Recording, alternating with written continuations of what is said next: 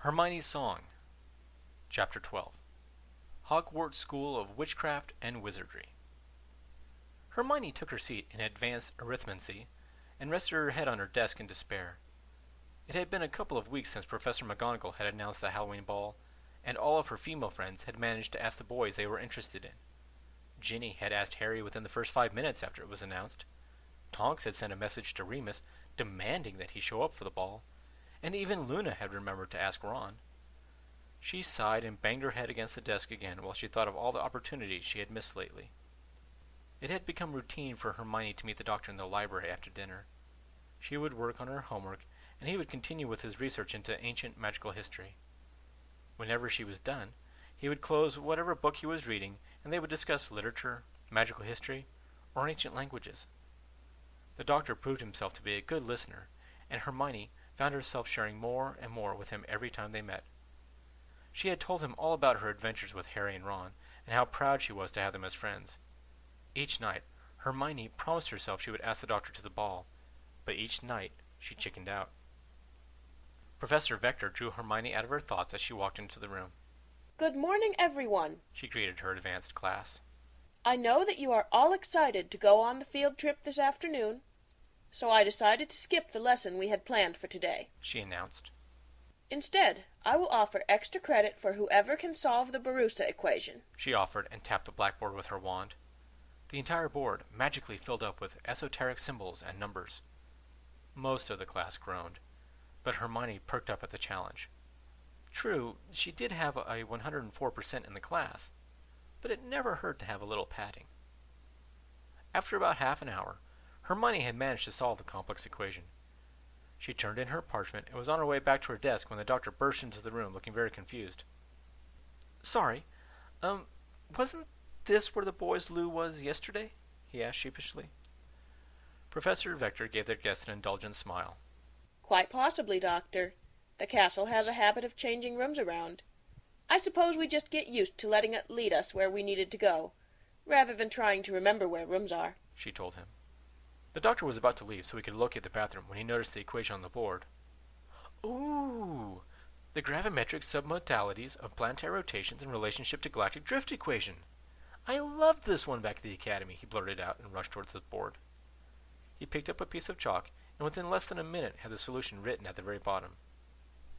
Funny thing about this equation, in addition to showing where a planet will be at any given point in time in relation to another point in space, it also describes how to make the perfect piece of toast, he told Professor Vector. The teacher blinked her eyes a few times in shock. Most of what the doctor had said seemed like demented ramblings, but somehow he had managed to write the correct solution. What did you say this equation was for? She begged him to repeat. The doctor had wandered off to one of the bookshelves near the windows and was looking at the various titles. I'm sorry, what? He replied, having already jumped ahead to his next string of thoughts. He looked back at the blackboard and smacked his forehead. The equation, right, sorry. It's the perfect piece of toast equation, he told her. He gestured at the first variable. That represents what type of bread you're using based upon a consistency level of 1 to 50. I prefer oat bread with a consistency of about 35. The second set of variables relates to temperature and atmospheric density, he explained. Obviously, that leaves the last 3 variables to tell you how long to leave it in for, when to spread the jam, and how often Piers Morgan will tell off his co-host in any particular show, he said matter-of-factly. Never did quite understand how that last bit works, but it is surprisingly accurate, he muttered. The doctor was saved from any further questions by a small red imp that popped into the classroom with a burst of smoke smelling of brimstone. It stood on top of one of the empty desks and bellowed, Time to head to the enter hall and wait on the Portuguese. Turning to point a red, bony finger at each student, the imp chastised the class by shouting, Time waits for no mortal, so you should all hurry up. The class started putting their things away, but the imp decided to add some more wise words to hurry them along while it finished turning around. Time is holy quartz vibrations. It exclaimed and fell off the desk when it saw the doctor. Sorry, my lord. I didn't see you there. It apologized profusely, bowing till its pointed nose touched the desk. Before the doctor could reply, the imp vanished by turning back into a puff of smoke. The doctor pointed at where the imp had been.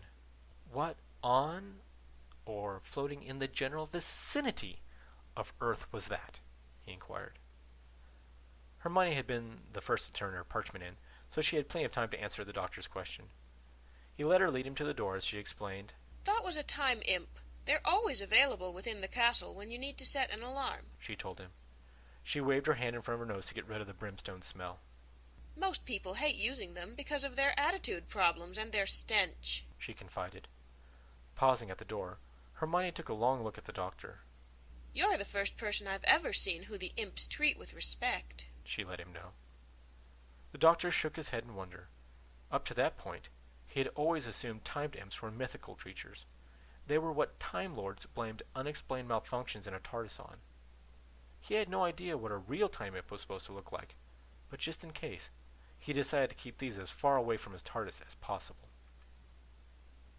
The 5th and 6th year students mingled in the entryway while the teachers prepped the portkeys.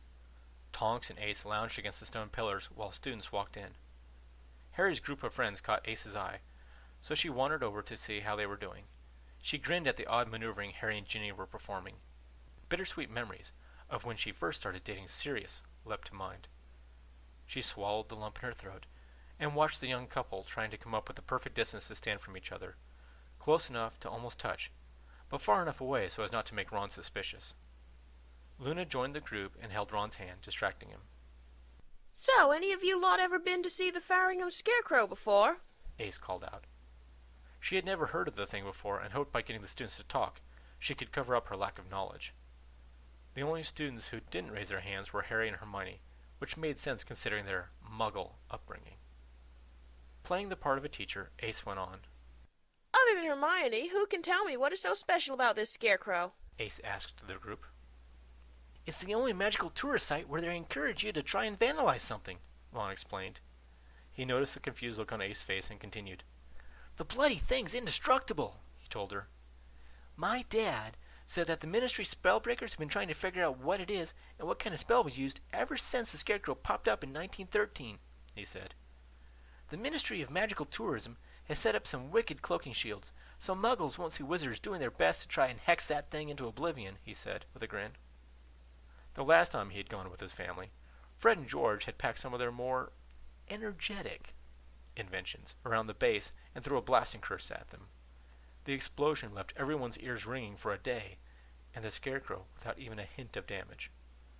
The twins did, however, leave with a souvenir model of the Scarecrow given to them by the tour guide for the best attempt made on the Enigma that year. If they ever bothered to ask my family, we could tell them what it was, Luna said, staring at an interesting water stain on the stone wall in front of her.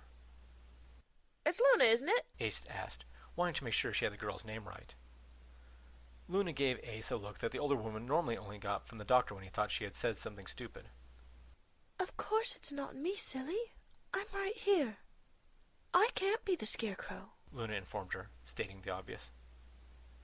Ace furrowed her brows while she tried to determine if Luna was being sarcastic or not. Judging from the dreamy smile on the student's face, Ace guessed she was being totally serious. Sorry, Luna, that should have been obvious to me. She apologized. What does your family think the Scarecrow is? She inquired. Luna had gone back to looking at the water stain. It's an alien, of course, she told Ace without turning around. Ron used his hand to cover his eyes out of sheer embarrassment as soon as the words were out of Luna's mouth.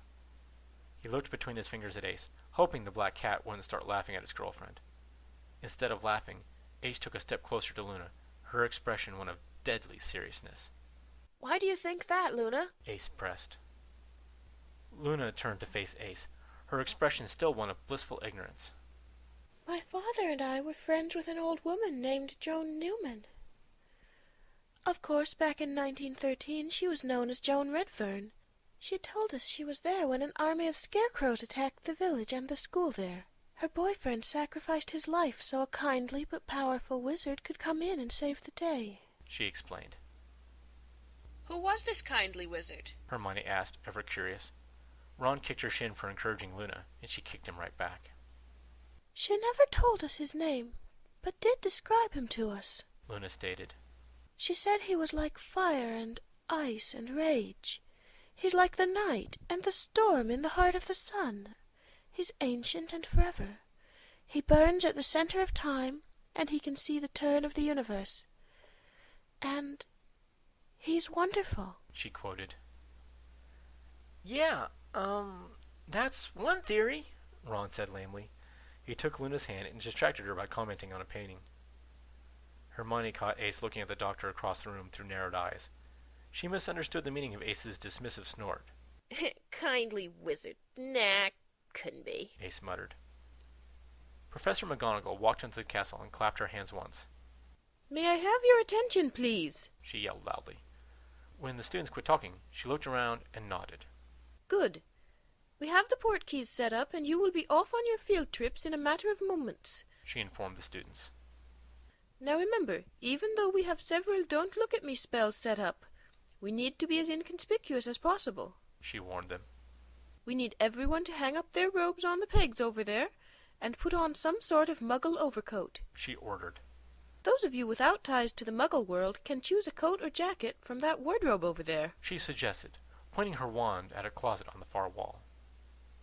The students and Aurors shed their robes and hung them up on the hooks. Hermione was wearing her pink sweatshirt under her robe, while Harry had on a simple dark gray one. Ron was wearing his favorite red sweater with a large R on it.